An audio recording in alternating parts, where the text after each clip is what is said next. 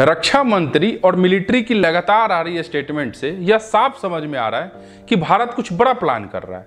कुछ ही सप्ताह पहले जिस तरह से राजनाथ सिंह जी ने खुलकर कहा था कि कराची का रास्ता क्रिक से निकलता है और कराची जो कि पाकिस्तान का सबसे बड़ा शहर है वो सिंध प्रांत में आता है, और अब ताजा बयान तो और भी बड़ा है। राजनाथ सिंह जी ने साफ कहा है कि सिंध भविष्य में भारत में मिल सकता है। सीधे शब्दों में कहें तो दक्षिण एशिया का जियोपॉलिटिकल नक्शा बदल सकता है।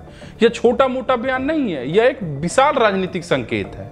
आज सिंध की भूमि, मेरे बहनों भाइयों, यह भारत का हिस्सा भले ही न हो, लेकिन सभ्यतागत रूप से सिंध हमेशा भारत का हिस्सा रहेगा।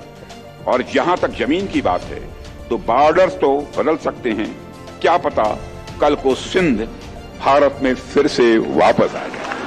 अब सवाल उठता है कि क्या यह संभव है। देखिए, पाकिस्तान एक बेहद ही अस्थिर देश है और सिंध आज भी पंजाब प्रांत के हाथों गहरे भेदभाव का सामना कर रहा है, जैसे कि पानी के मुद्दे हो, बजट और संसाधनों का बंटवारा हो या राजनीतिक दबाव हो। भविष्य में बेहतर अवसर और स्थिरता की तलाश में सिंध भारत से जुड़ना चाहे यह असंभव नहीं है और वह भारत का संघ का हिस्सा भी बन सकता है।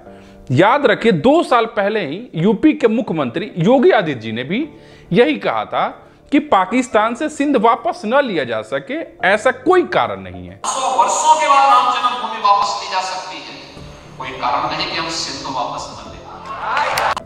इसके अलावा आप अगर हमारे राष्ट्रीय गान को देखें, पंजाब सिंध गुजरात मराठा द्राविड़ उत्कल बंग, तो साफ समझ में आता है कि भारत की पहचान इन सभी क्षेत्रों के सांस्कृतिक योगदान से बनी है।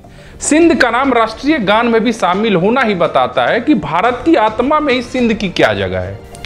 सिंध सिर्फ भूगोल ही नहीं, यह इंडस वैली सिविलाइजेशन का केंद्र है जो भारतीय सभ्यता की सबसे पुरानी नींव है। मोहनजोदारो दुनिया के सबसे पुराने संगठित शहरों में से एक है, यहीं स्थित है।